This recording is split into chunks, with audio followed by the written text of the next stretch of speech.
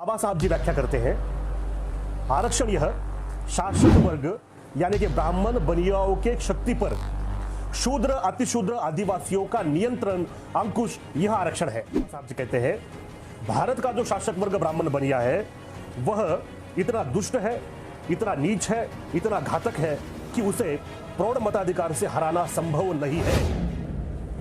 आप सभी को मेरा क्रांतिकारी जय भीम। आज हम बात करेंगे आरक्षण पर।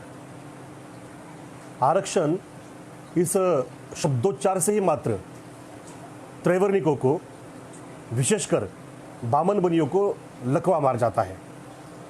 आए दिन हर 2-3 महीनों में आरक्षण के विरोध में कोई ना कोई भोंक के जाता है। अब यह जो भोंकने का सिलसिला है पिछले 70 साल से, यानी कि जब से संविधान भारत के अंदर लागू हुआ तब से है, ऐसा नहीं है, बल्कि संविधान के पहले भी आरक्षण इस विषय पर भोंकने का सिलसिला हाल वही था। हर माध्यम का उपयोग और प्रयोग करके आरक्षण के विरोध के जितने भी कुतर्क हो, जितनी भी झूठी बातें हो, उन्हें बार बार लोगों के जहन में डाला गया, जहन में डालने की चेष्टा की गई और आज भी हो रही है। आरक्षण को जो लेते हैं, आरक्षित जो वर्ग है, वो उनके ऊपर इस दुष्प्रचार का क्या प्रभाव हुआ? तो जो आरक्षित वर्ग है, SC ST OBC, इनके जो विद्यार्थी है, नौजवान है, इनके मन पर मैं आरक्षण ले रहा हूं, इसका मतलब कोई गुनाह कर रहा हूं, ऐसा इस दुष्प्रचार का प्रभाव एक इन्फीरियरिटी कॉम्प्लेक्स इसने पैदा कर दिया। अब आरक्षित वर्गों में कुछ एलिट क्लास बन गया, छुटपुट एलिट क्लास। अब वो है कि नहीं, यह भी बहुत बड़ा विवाद का मुद्दा है, मगर बना। तो जो एलिट बना है, वह जो बौद्ध है, SC ST OBC है, वो सीधा कह देता है हाँ भाई आरक्षण खत्म होना चाहिए। आप देखो, जो जनरल कैटेगरी के लोग हैं, विशेषकर बामन बनिया, ये मेरिट का मुद्दा, गुणवत्ता का मुद्दा बार बार उछालते रहते हैं। फिर आते हैं वो लिबरल सेकुलर लोग, वो क्या करते हैं, एक डाटा, एक आंकड़े लोगों के सामने रख देते हैं और फिर आहोजारी कर कर ऐसी गुहार करते हैं कि इन बेचारे गरीब लोगों को आरक्षण रहने दो, जैसे कि हमें आरक्षण देकर कोई हम पर उपकार कर रहा हो। ये सब क्यों हो रहा है? इसका कारण है, इसका जवाब है कि आरक्षण का जो सिद्धांत, संवैधानिक आरक्षण का जो सिद्धांत था, जो फुले शाह बाबा साहब जी ने हमारे सामने रखा था, वो हमसे छुपाया गया। उसका ज़्यादा से ज़्यादा प्रचार आज तक बहुत कम प्रचार हुआ ही नहीं, और जितना हुआ वो कम प्रचार था। आरक्षण क्या है, संवैधानिक आरक्षण क्या है, इसकी व्याख्या स्वयं बाबा साहब जी ने की थी। बाबा साहब जी के 21 वॉल्यूम में जितने आज प्रकाशित हैं, यदि छत्रपति शाहू महाराज जी और क्रांतिबाज ज्योतिराव फुले जी का साहित्य जोड़ दें साथ में, तो आरक्षण इस एक ही सिद्धांत पर लगभग फुले शाहू बाबा साहब जी के किताबों में से 200 पन्नों का केवल आरक्षण इस विषय पर एक बहुत बड़ा बृहद ग्रंथ बन जाएगा। यहां पर मैं आपके सामने केवल बहुत महत्वपूर्ण बातें जो व्याख्या से संबंधित है, डेफिनेशन से संबंधित है, वो रखना चाहता हूं। आरक्षण क्या है, इससे हमारे जितने भी आरक्षित वर्ग के लोग हैं, विशेषकर विद्यार्थी, जिनके मन में डाला गया कि तुम गुनाह करते हो आरक्षण लेकर, इन्फीरियरिटी कॉम्प्लेक्स से, वो खासकर ध्यान से सुने। आरक्षण क्या है? बाबा साहब जी व्याख्या करते हैं, आरक्षण यह शासक वर्ग यानी कि ब्राह्मण बनियाओं के शक्ति पर शूद्र अतिशूद्र आदिवासियों का नियंत्रण अंकुश यह आरक्षण है। बाबा साहब जी की यह व्याख्या है। अब इस व्याख्या को अगर हम आरक्षण के साथ जोड़े, अब वह आरक्षण संविधान के अंदर उसको स्थान मिला, वह आरक्षण करता क्या है? बाबा साहब जी ने उसे संविधान के अंदर स्थान देने के लिए इतना संघर्ष क्यों किया? तो उसका भी जवाब बाबा साहब जी देते हैं कि आरक्षण करता क्या है। तो बाबा साहब जी कहते हैं, बामन बनियों के हाथों में समग्र राजनीतिक सत्ता का केंद्रीकरण होने से प्रतिबंधित करने का काम आरक्षण करता है।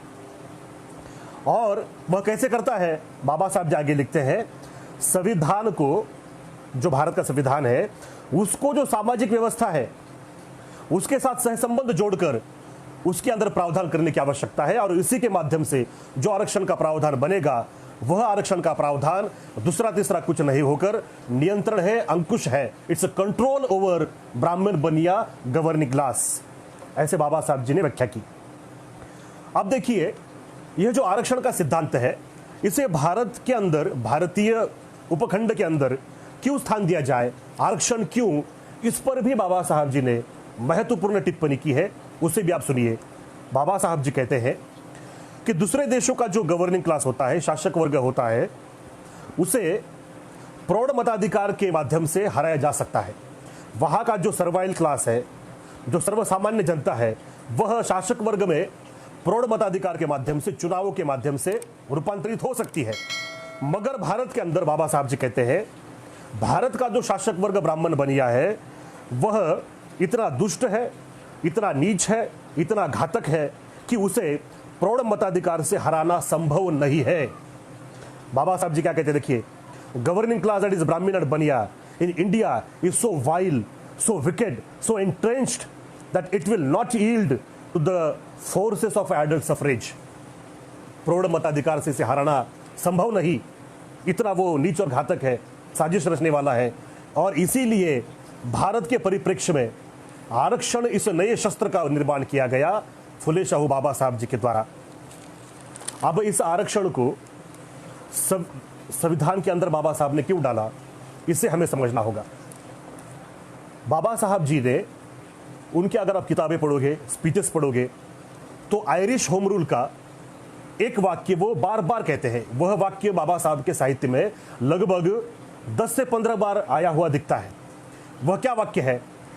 आयरिश लोगों ने अंग्रेजों से आज़ादी हासिल कर ली, और आज़ादी, स्वराज्य हासिल करने के बाद वहाँ के जो दो प्रमुख घटक थे आयरिश लोगों के, उन दोनों के नेताओं की मीटिंग बुलाई गई। और मीटिंग में जो बहुसंख्यक लोगों का नेता था रेडमंड, उसने कार्सन से पूछा, अब हम आज़ाद हो गए, अब मांगो तुम्हारे समाज के लिए कौन से हक और अधिकार तुम संविधान में चाहते हो, आयरलैंड के संविधान में चाहते हो?